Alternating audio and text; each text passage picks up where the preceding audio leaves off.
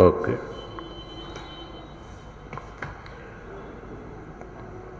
ప్రియులారా, మనం ఈ సాయంకాలం ఆరాధన ప్రారంభించుకుందాం. కీర్తన పుస్తకం నుండి 236 కీర్తన పాడుకుందాం. కీర్తన పుస్తకం నుండి 236 కీర్తన పాడుకుందాం.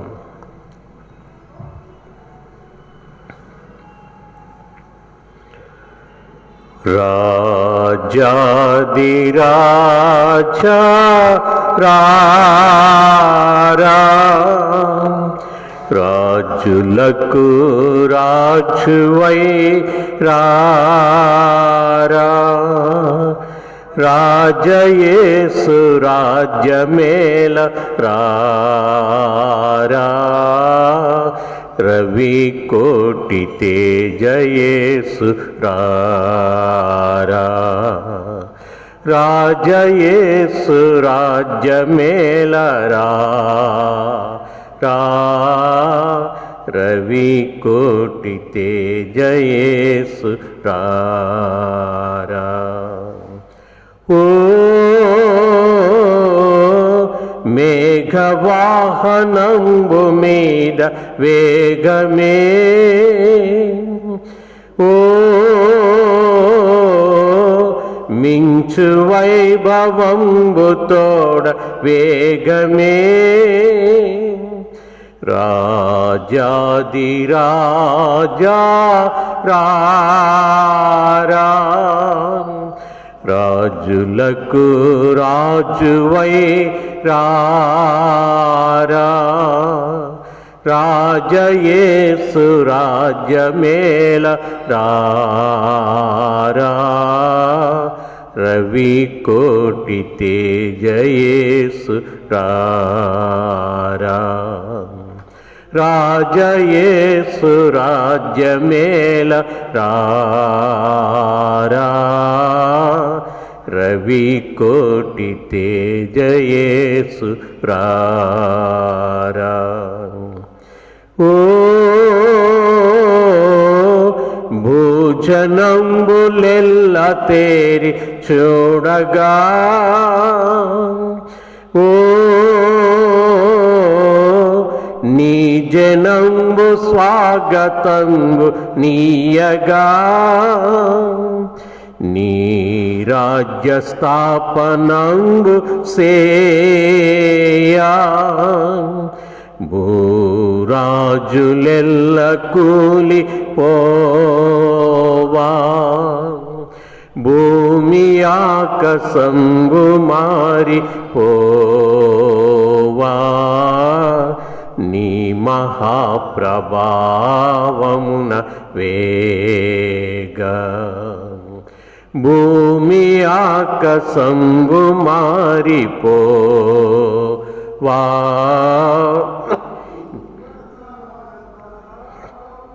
వేగ,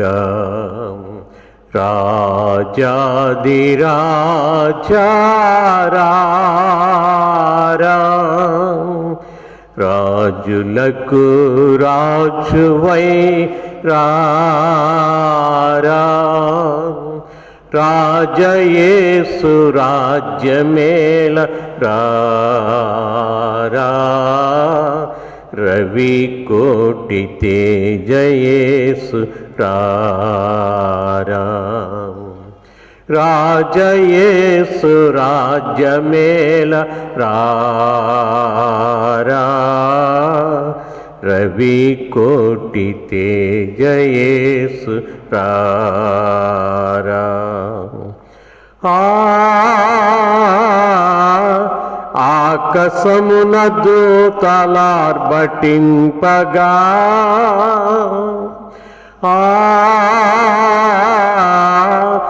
ఆది భక్త సంగ సమేతంబుగా, ఆకాశంబు మధ్య వీధిలోనా, ఏకమై మహాసభ చేయా, యేసునాథ నీదు మహిమలోనా మాకదే మహానందమౌగా.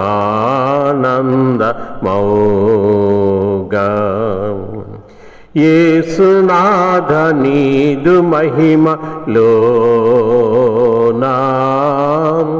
మాకదే మహానందమౌగా.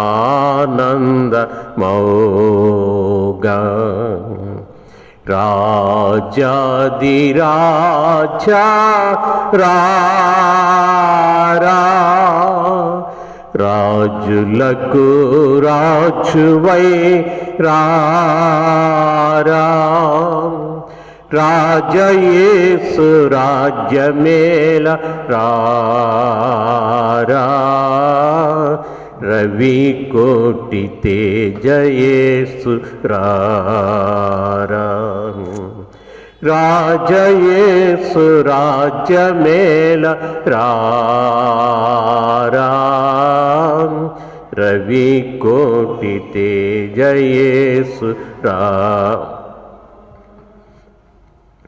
ఓ పరమ యెరూషలేము పుణ్య సంఘమా, ఓ గొరియ పిల్ల క్రీస్తు పుణ్య సంఘమా, పరమదూతలార భక్తులారా, పౌల పోస్తులార పెద్దలారా,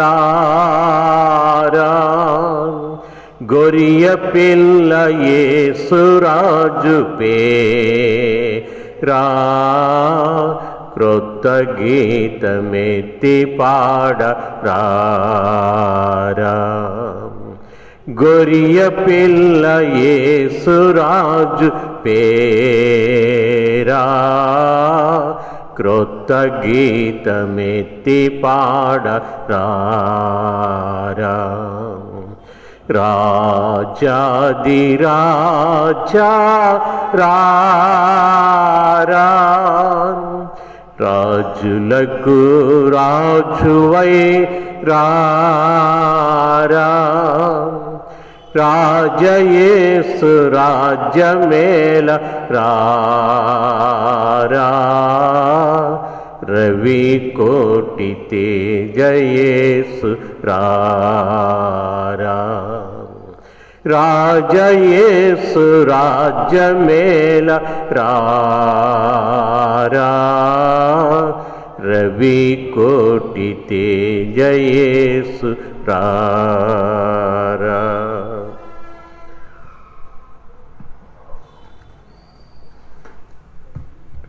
ప్రభువు నందు ప్రియులారా, దేవుని వాక్యాన్ని మనం చదువుకుందాం. ఈ సాయంకాల సమయం పరిశుద్ధ బైబిల్ గ్రంథం నుండి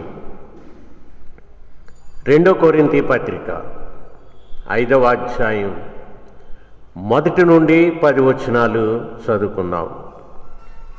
2 కొరింథీ పత్రిక 5వ అధ్యాయము 1 నుండి ఒక 10 వచనాలను చదువుకుందాం. భూమి మీద మన గుడారమైన ఈ నివాసము శిథిలమైపోయినను చేతి పని కాక దేవుని చేత కట్టబడినదియు నిత్యమైనదియునైన నివాసము పరలోకమందు మనకున్నదని ఎరుగుదుము. మనము దిగంబరులము కాక వస్త్రము ధరించుకొనిన వారముగా కనబడుదుము. కాబట్టి పరలోకము నుండి వచ్చు మన నివాసము దీనిపై ధరించుకొననపేక్షించుచు దీనిలో మూల్గుచున్నాము. ఈ గుడారములో ఉన్న మనము భారము మోసుకొని మూల్గుచున్నాము.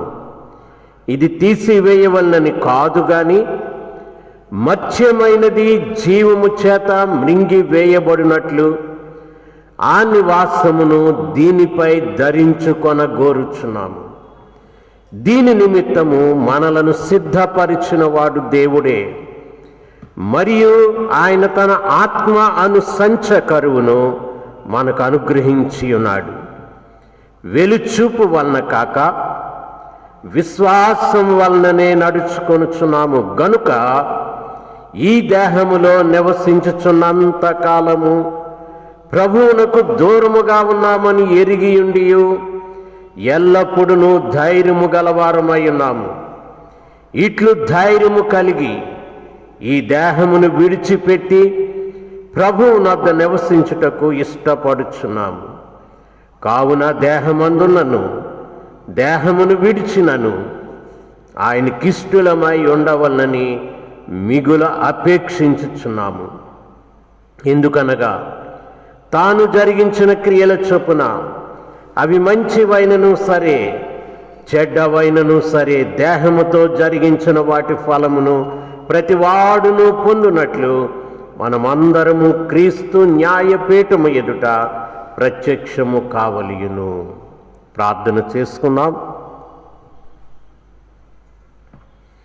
ప్రేమగల మా ప్రభువా, దయగలిగిన మా పరలోకపు తండ్రి, ఇదిగో వారమంతా గడిచింది.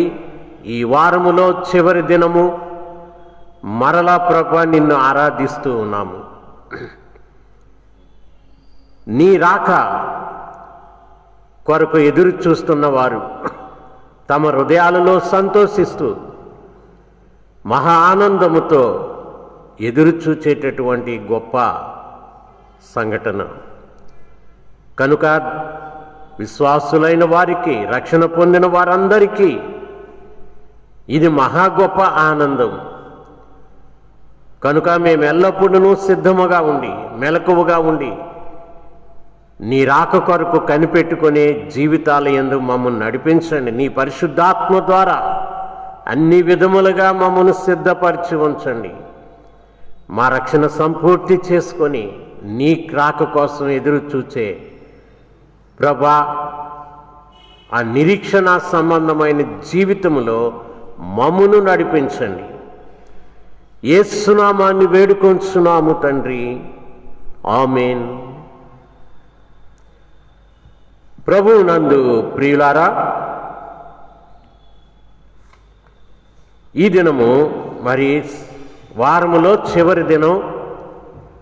మరి విశ్వాసులైన మనమందరము ప్రభు యొక్క రెండవ రాకడ గురించి జ్ఞాపకం చేసుకోవడానికి ఈ దినం కేటాయించబడింది.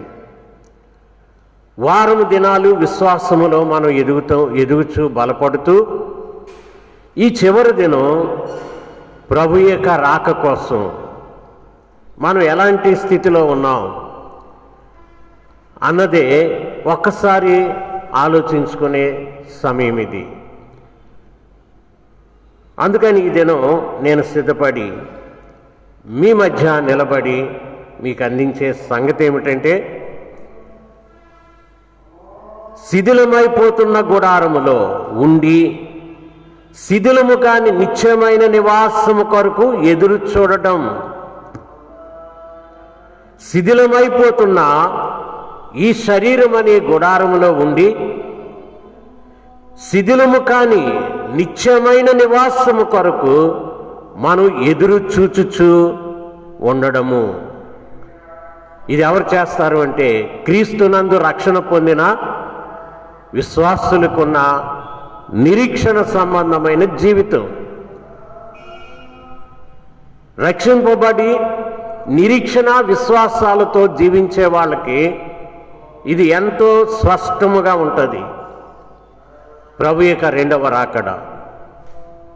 అందుకే బైబిల్ ఎన్ని విధాలుగా మనకి దీన్ని స్పష్టపరుస్తుంది. గమనించారా? ఒక వాస్తవం వాక్యంలో చదువుకున్నాం.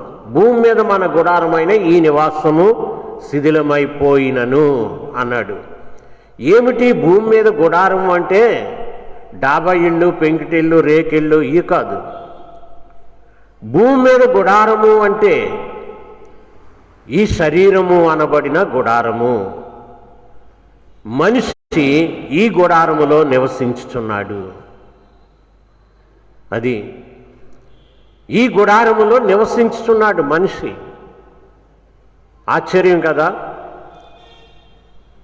ఈ శరీరము అనబడిన గుడారములో అసలైన వ్యక్తి నివసిస్తూ ఉన్నాడు. ఎంత మర్మాత్మకమైన సంగతి! Human life is a mysterious life కదా. ఈ జీవితం, బాహ్యపరమైన జీవితం శిథిలమైపోయిన ఈ శరీరం అనే గుడారము, ఆంతర్య పురుషుడు, ఆంతర్య జీవితం అనేది ఎటర్నల్, నిత్యమైనది. కనుక ఇది మరొక శరీరము ధరించుకోవడానికి సిద్ధపడుతుంది. కానీ అజ్ఞానంలో ఉన్న మనుషులందరూ ఏమనుకుంటారంటే ఈ శిథిలమైపోతున్న ఈ గుడారం గురించే ఆలోచన కలిగి ఉంటారు. ఎంత ఆలోచన కలిగి ఉన్నా ఇది శిథిలము కాక తప్పదు. గమనించారా? దీన్ని వదిలేస్తాం, వదిలేసాక ఆటోమేటిక్గా దీన్ని మట్టికి పంపేస్తారు. గమనించారా?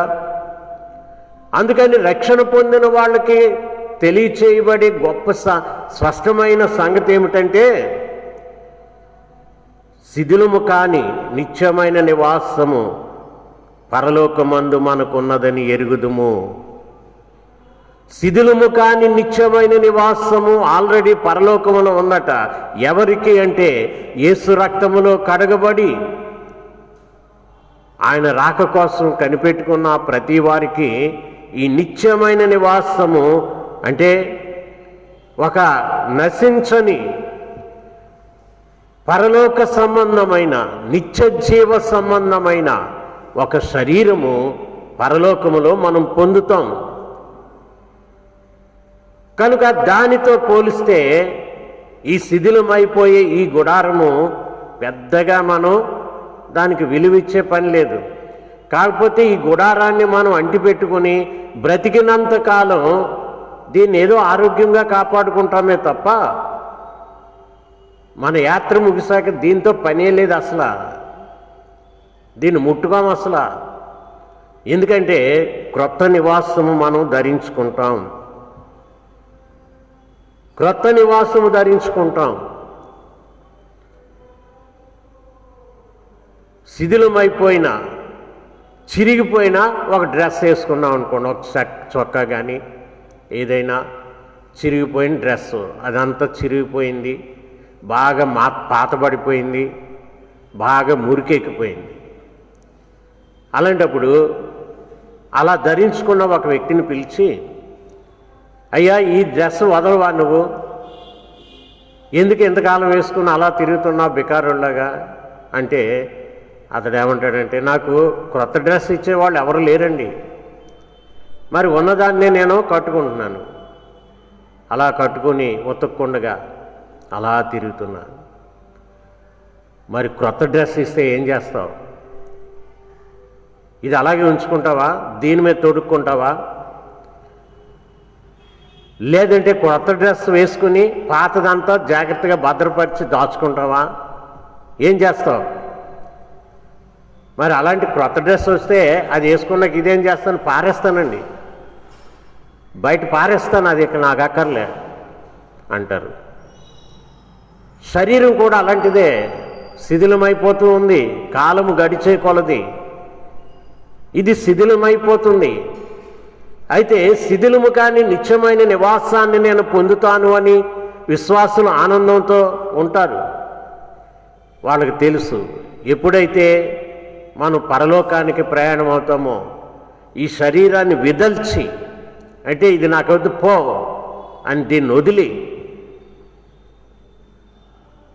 ప్రభు దగ్గర చేరుకున్నప్పుడు ఆయన నిత్యమైన నివాసము, దేవుని చేత కట్టబడినది నిత్యమైన నివాసము ఆయన మనకిస్తాడు. ఎంత గొప్ప సంగతి అండి! ఆలోచించారు ఎప్పుడైనా ఈ సంగతి? ఎప్పుడైనా ఈ సంగతిని గురించి మనం తీక్షణంగా ఆలోచించామా? ఆలోచిస్తే దానికోసమే ప్రయాసపడతాం. కానీ ఈ శరీరానికి ఎక్కువ ప్రయారిటీ ఇవ్వకుండా దినదినము నూతన పరచబడే ఆ జీవితం కొరకు ఎక్కువ ప్రాధాన్యత మనం కల్పిస్తాం. మా బాహ్య పురుషుడు కృషించుచున్నను ఆంతర్య పురుషుడు దినదినము నూతనపరచబడుచున్నాడు అని పౌలు అంటాడు. అది విశ్వాసుల యొక్క జీవితం ఈ లోకంలో. అందుకే విశ్వాసులు ఆనందిస్తూ ఉంటారు. ఇకపోతే విశ్వాసుల యొక్క జీవితం ఇంకా ఈ భూమి మీద ఎంతవరకు అంటే, ఒక విశ్వాసి ఊరకనే బతకడానికి కాదు, కానీ విశ్వాసికి కలిగిన బాధ్యతలు కొన్ని నెరవేర్చడానికే ఈ భూమి మీద ఉంటాం మనం. కొన్ని బాధ్యతలు లేకపోతే ఇక భూమి మీద ఉండే పనే లేదు అసలు. కొన్ని బాధ్యతలు ఉంటాయి, ఆ పనిలో ఉన్నాం. ఎందుకంటే దేవుడు అడుగుతాడు, భూమి మీద నిన్ను పంపించినప్పుడు నీ బాధ్యత ఎంతవరకు నెరవేర్చావు అని అడగడా? నిన్ననే చెప్పాను, యోహాను సువార్త 17వ అధ్యాయం 4వ వచనంలో యేసుప్రభు ఏమన్నాడంటే, తండ్రి, చేయుటకు నీవు నాకు అప్పగించిన పనిని భూమి మీద సంపూర్ణముగా నెరవేర్చి నిన్ను మహిమపరిచాను. ఇక నా పని భూమి మీద పని లేదు నాకు. అందుకని 33.5 సంవత్సరాలకి నేను సిలువ వేయబడిన తర్వాత, చనిపోయి సమాధి అయిన తర్వాత నా పని అల్లా నీ కుడిపార్శ్వను కూర్చుండి విజ్ఞాపన చేయడమే గనుక నీ ఎద్దుకు వస్తూ ఉన్నాను. మరి మనమేమనుకుంటున్నాం, నీకు కొన్ని బాధ్యతలు ఉంటే వాటిని నెరవేర్చడానికి ప్రభు ఇక్కడ ఉంచాడు. వాటిని నెరవేర్చాలి, అదే ప్రాముఖ్యమని దేవుడు అడుగుతాడట. ఎందుకంటే మన క్రియలు మంచివై ఉండాలని ప్రభు కోరుతున్నాడని ఇక్కడ చెప్పాం కదా. మన క్రియలు మంచివై ఉండాలి. అలాగే యేసుక్రీస్తు ప్రభు తను విశ్వసించిన వారందరినీ అలాంటి నిత్య జీవితంలోనికి మనల్ని తీసుకుని వెళ్ళడానికి ఆయన కనిపెడుతూ ఉన్నాడు. మరలా రానయ్య ఉన్నాడు. దాని కొరకు మనం కనిపెడుతూ ఉన్నాము. అందుకే లేఖనాధారాలు ఎన్నో ఉన్నాయి. యేసు ప్రభు రెండవ రాకడ గురించి ఎన్నో కావలసినన్ని లేఖనాధారాలు ఉన్నాయి. లేకపోలేదు, ఆయన తప్పకుండా వస్తాడు. ఒకవేళ ఆయన వచ్చే సమయానికి నువ్వు చనిపోయి ఉంటే మహిమ దేహాలు దాల్చుకుని మధ్యాకాశంలో ఆయన ఎదుర్కొంటాం. ఎంత గొప్ప సంగతి చూడండి. నిరీక్షణతో చనిపోయిన వాళ్ళందరికీ మళ్ళా యేసు ప్రభువుని మధ్యాకాశంలో ఎదుర్కొనే ఆ గొప్ప భాగ్యాన్ని పొందుతారు. అందుకే మరి అనేకమైన లేఖనాధారాలు చూస్తే, మరి హెబ్రీ పత్రికలో చూస్తాం, అలాగే ఫిలిప్పీ పత్రికలో చూస్తున్నాం, పేతురు పత్రికలో చూస్తున్నాం. చాలా చోట్ల ఈ ఆధారాలు మనకి దేవుడు చూపిస్తూ ఉన్నాడు. యోహాను సువార్తలో యేసుప్రభు అంటాడు,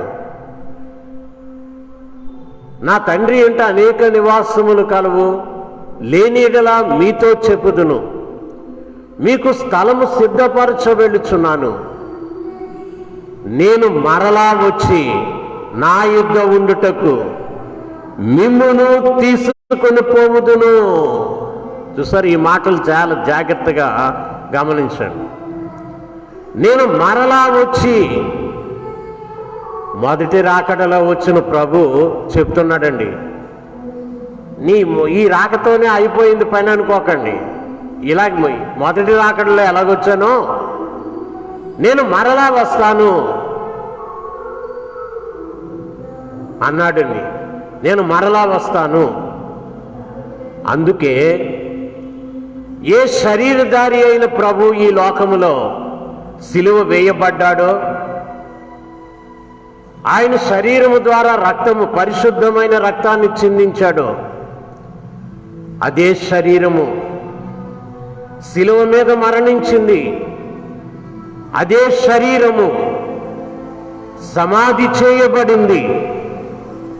అదే శరీరము పునరుద్ధానము చెందింది. ఆ పునరుద్ధానుడైన ప్రభు అందరి కళ్ళ ముందు ఆయన అలాగ ఆకాశములో నుంచి ఆరోహుడయ్యాడు. అంటే దాని అర్థం ఏంటంటే ఈ శరీరము శరీరధారి అగుట అన్నది ఇంకా పరలోకంలో కంటిన్యూ అవుతుందంటే ఆయన మళ్ళా వస్తాడు. తండ్రి కుడిపార్శ్వమున ఉండి ఆయన విజ్ఞాపన చేస్తున్నాడు అంటే ఆయన మరలా వస్తాడు.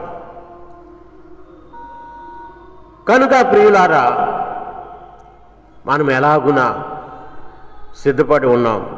ఇవన్నీ కూడా పౌలు కూడా ఎన్నో విషయాలు చెప్పాడు. మన పౌరస్థితి పరలోకమందుంది. అందుకని మనం కనిపెట్టుకుని ఉన్నాం. మన దీన శరీరాన్ని తన రూపానికి సమమైనటువంటి మహిమగల శరీరముగా ఆయన చేస్తాడు. చూసారా? అందుకే హెబ్రీ పత్రికలో కూడా 11వ అధ్యాయం అంతా ఏముందంటే, చాలామంది విశ్వాసులు ఈ లోకములో కొన్ని వాగ్దాన ఫలములు కూడా అనుభవింపలేదట. కొన్ని వాగ్దాన ఫలాలు ఎందుకు అంటే, వీటికన్నా శ్రేష్టమైన ఒక దేశం ఉంది, అది మనం పొందుతున్నాం కదా చాలు అనుకున్నవారు కొందరు. మరికొందరు ఏం చేశారంటే, యేసు ప్రభువుని నమ్ముకుని రక్షణ పొందిన తర్వాత భయంకరముగా శ్రమపరచబడ్డారు, తరమబడ్డారు. ఎన్నో రకాల శ్రమలు వచ్చాయి. హెబ్రీ పత్రిక 11వ అధ్యాయం చివరిలో ఉంటుంది. హెబ్రీ పత్రిక 11వ అధ్యాయంలో చూస్తే 13వ వచనం నుంచి వారు ఎలాంటి శ్రమలు, విశ్వాసపు పరీక్షలు ఎదుర్కొన్నారన్న విషయాలు స్పష్టంగా ఉన్నాయి. వీళ్ళకి రంపములతో కోయబడ్డారు, ఇంకా అనేకమైన హింసలు పడ్డారు. ఎందుకు అంటే వాళ్ళు అనుకున్నారట, మనకి ఈ లోకము, ఈ నివాసము, ఇక్కడ యోగ్యమైన నివాసము ఏదీ లేదు, అంటే మనకు సూటబుల్ కాదు, మనది కాదు ఇక్కడ. అందుకని ఎలాగైనా ఒక చక్కని నిత్యమైన నివాసం పరలోకంలో మనం పొందుతాం. కాబట్టి ఈ క్షణికమైన ఈ శ్రమలు మనల్ని ఏం చేస్తాయిలే, క్రీస్తు ప్రేమ నుండి మనల్ని ఎడబాప నేరవు. ఏ శ్రమ అయినా, మరణమైనా, దుఃఖమైనా ఏది కూడా మనల్ని క్రీస్తు నుండి మనల్ని ఎడబాప నేరదు అని వాళ్ళు గమనించారు.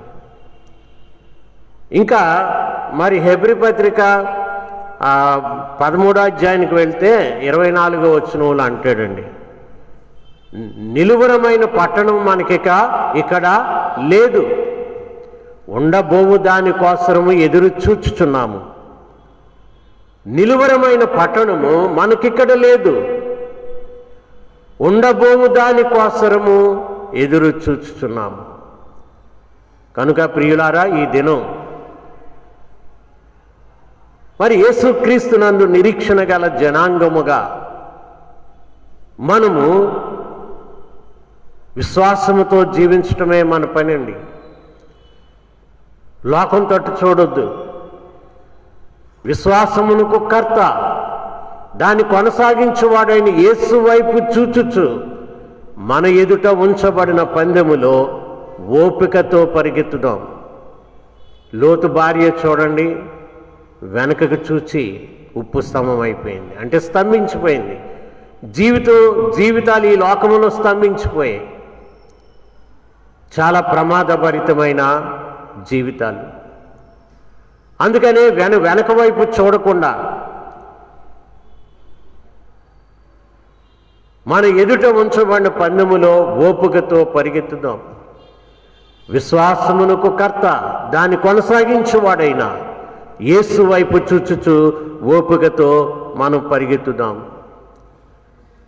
కనుక ప్రియులారా, మనకున్న నిరీక్షణ గొప్పది కదా.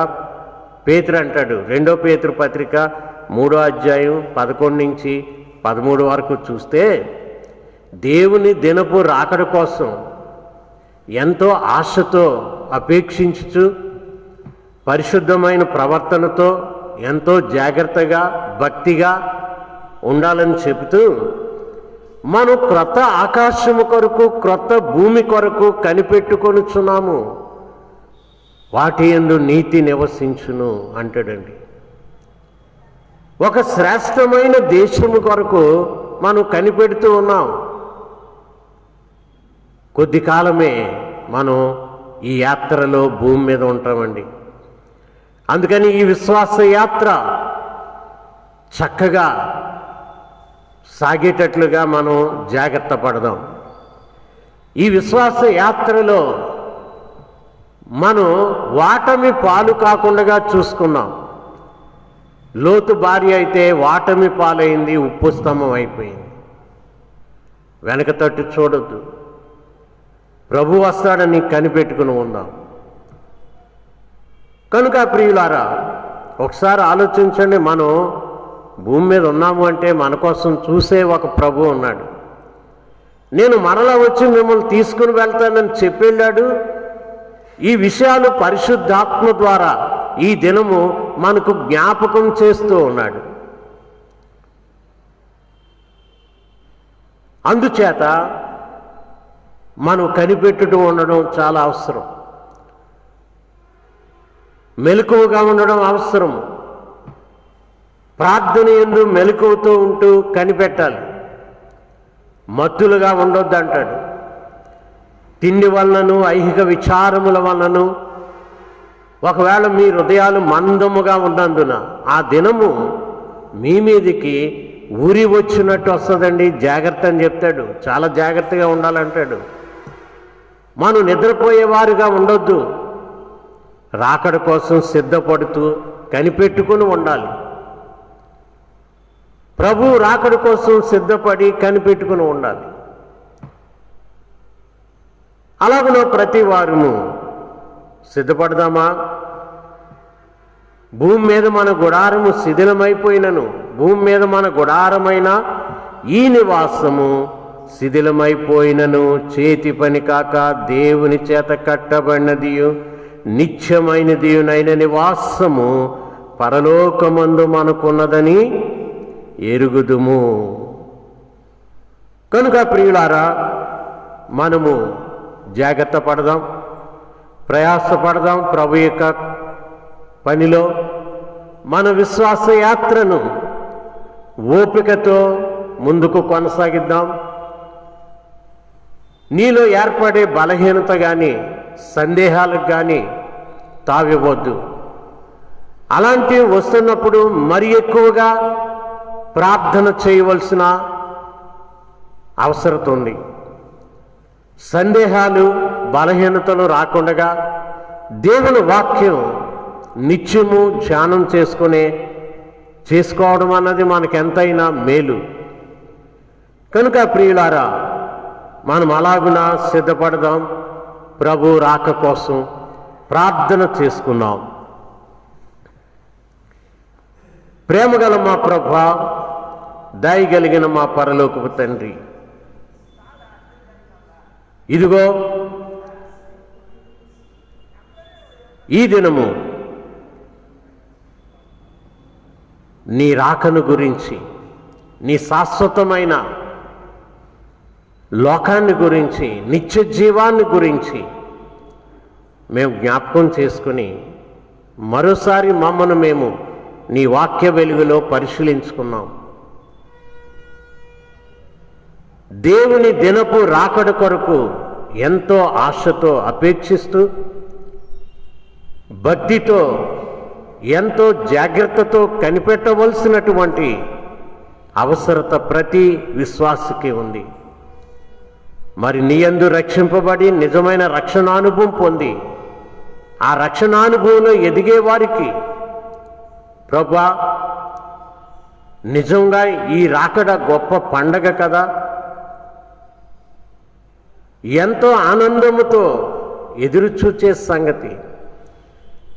రక్షణానుభవం లేని వారికి వారి మనోనేత్రాలు మూయబడి ఉంటే, ఒకవేళ తిండి వలనను మత్తు వలనను ఐహిక విచారముల వలన మందముగా ఉన్నవారికి ఇదిగో ప్రభా, ఈ సత్యం కళ్ళకు కనబడినందున వారు ఎప్పటికీ అవిశ్వాసులై ఉండిపోతున్నారు. కనుక వారి మనోనేత్రాలు తెరవండి. నీ సువార్త ప్రకాశము చేత వారికి వాస్తవాలు గ్రహించేటటువంటి హృదయాలు, నేత్రాలు దయచేయండి. అలాగున ప్రభా, నీ రెండవ రాకడకు నీ రక్షణ పొంది సిద్ధపడి ఉండేటట్టుగా అటు బిడ్డలందరినీ ప్రభా నీవు నడిపించుమని ఈ దినం ఈ లైవ్లో పాల్గొంటున్న బిడ్డలు ప్రతి వారిని దీవించండి, ఆశీర్వదించండి, ఆరోగ్యం ఇవ్వండి. యేసు నామాన్ని వేడుకొంచున్నాము తండ్రి, ఆమేన్. పరలోకమందున్న మా తండ్రి, నీ నామం పరిశుద్ధపరచబడుగాక, నీ రాజ్యం వచ్చునుగాక, నీ చిత్తము పరలోకమందు నెరవేరుచున్నట్లు భూమి యందును నెరవేరునుగాక. మాకు కావలసిన ఆహారము నేడు మాకు దయచేయము. మా రుణస్థులు మేము క్షమించి ఉన్న ప్రకారము మమ్మును క్షమించుము. మమ్మును శోధనలోనికి తేక దుష్టుల నుండి తప్పించుము. ఎందుకంటే రాజ్యము, బలము, మహిమ నిరంతరము నీవే. ఆమేన్. మన పరమ తండ్రి అయిన దేవుని యొక్క ప్రేమ, మన ప్రభువును రక్షకుడైన యేసుక్రీస్తు యొక్క కృప, పరిశుద్ధాత్ముని సహవాసము చేరిన మనందరికీ సదాకాలము కలుగునుగాక. ఆమేన్.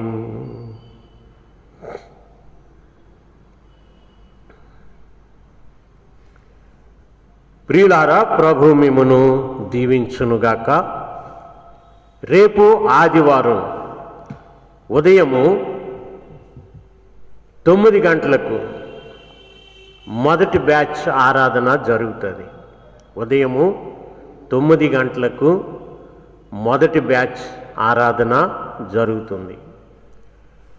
అలాగే 11:30 గంటలకు రెండవ బ్యాచ్ ఆరాధన జరుగుతుంది.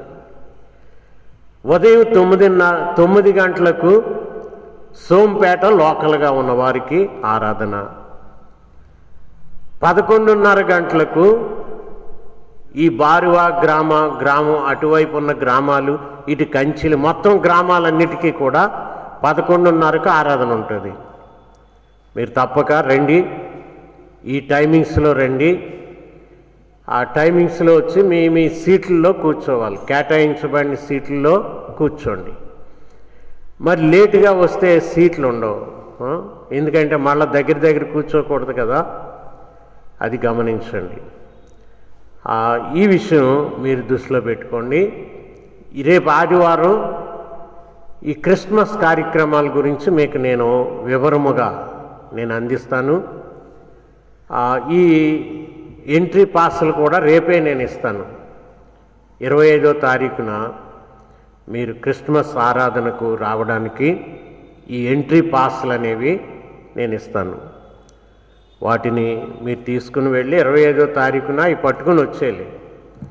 మొదటి బ్యాచ్ వాళ్ళకి, అలాగే రెండవ బ్యాచ్ వాళ్ళు ఆ పాసులు పట్టుకుని ఆ టైమింగ్స్లో వస్తే గేట్ దగ్గర మీకు ప్రవేశం లభిస్తుంది ఆ పాస్ ద్వారా. ఎందుకంటే ఆ లిమిటెడ్ మెంబర్స్ వరకే అనుమతిస్తాం, ఇక మిగతా వాళ్ళని అనుమతించట్లేదు. ఎందుకంటే చర్చ్ మెంబర్స్ కాని వాళ్ళు కూడా చాలామంది వస్తారండి. అలాగే ఎక్కువ గుంపు రావడానికి ఈ సంవత్సరం అవకాశం లేదు. కోవిడ్ వల్ల, కరోనా వైరస్ వల్ల పెద్ద గుంపులుగా దేవాలయంలోనికి అనుమతించట్లేదు. ఇక్కడ ఆరాధన చేసుకోవడానికి ఇక్కడ సీట్లు కేటాయించాం కదా, వారికి మాత్రమే పరిమితం అవుద్ది.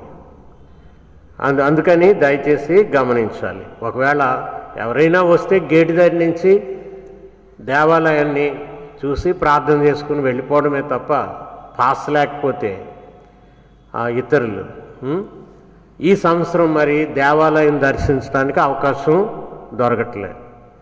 ప్రభు చిత్తమైతే మరో క్రిస్మస్లో మీరు దర్శించవచ్చు. అయితే మామూలుగా రోడ్డు వరకు వచ్చి మీరు దేవాలయం దర్శించుకుని వెళ్ళవచ్చు, కానీ ఎక్కువ మందిని గుంపుగా లోపలికి అనుమతించరు. 25వ తారీఖున మొదటి బ్యాచ్లో ప్రభుత్వం వారు ఎంత నెంబర్ ఇచ్చారో అంత నెంబర్ వరకే పరిమితమై ఆరాధన జరుగుతుంది. రెండో బ్యాచ్లో కూడా అంతే నెంబర్తో సంఖ్యలో ఆరాధన జరుగుతుంది. అందుకని మరి మీరు సిద్ధపడి రండి. పిల్లలు, చంటి పిల్లల్ని తేకూడదు. పండగ అయినా సరే చంటి పిల్లలు 10 సంవత్సరాల నుంచి కింద వయసు గల వాళ్ళందరూ కూడా రావడం మంచిది కాదు. అందుకని వారు ఇంటి దగ్గర ఉండడమే మంచిది. అలాగే ఒక 65 అబోవ్ ఉన్న బహువృద్ధులు వారు కూడా ఇంటి దగ్గర ఉండడమే మంచిది. ఆరోగ్యం లేదండి పండగ పూట వస్తామంటే మీరు ఆరోగ్యంగా ఉంటేనే రావాలి. 65 అబోవ్ ఉన్నవాళ్ళు మీరు ఆరోగ్యంగా ఉంటేనే రావాలి. జ్వరం కానీ ఇతరమైన ఇబ్బందులు ఏమన్నా ఉంటే ఇంటి దగ్గర మీరు రెస్ట్ తీసుకోవాలి. లైవ్ ఎలాగ ఉంటుంది కనుక ఇబ్బంది లేదు. మరి కరోనా వైరస్ ఎంతకాలం మనల్ని వెంటాడుతుందో తెలీదు. టీకాలు ఎప్పుడు వస్తాయో తెలీదు. ఆ టీకాలు వచ్చినా అవి ఇంకా ట్రయల్స్లోనే ఉన్నాయి. ఏ రియాక్షన్స్ ఉంటాయో తెలీదు. కనుక ప్రార్థన చేద్దాం. త్వరగా ఈ కరోనా వైరస్ అంతమంది యథారీతిగా మళ్ళీ ఆరాధనలన్నీ చక్కగా జరిగేటట్టు మనం ప్రార్థన చేద్దాం. అలాగనే క్రిస్మస్ ఆరాధనలకు సిద్ధపడదాం. రేపు 9 గంటలకు అందరూ తప్పకుండా రావాలని కోరుతూ ఉన్నాను. మరి అలాగే ఈ దినం నాగరత్నం గారి కుమారుడు చనిపోయారు. నాగరత్నం గారి కుమారుడు చనిపోయాడు. చాలా కాలం నుంచి సిక్గా ఉన్నారు. మరి ఈ దినం చనిపోవడం జరిగింది. మరి ఆ కుటుంబం యొక్క ఆదరణ కొరకు ప్రార్థన చేద్దాం. ఆ కుటుంబం యొక్క ఆదరణ కొరకు మనము ప్రార్థన చేద్దాం. మళ్ళీ రేపు ఆదివారం కలుసుకుందాం. అంతవరకు సెలవు.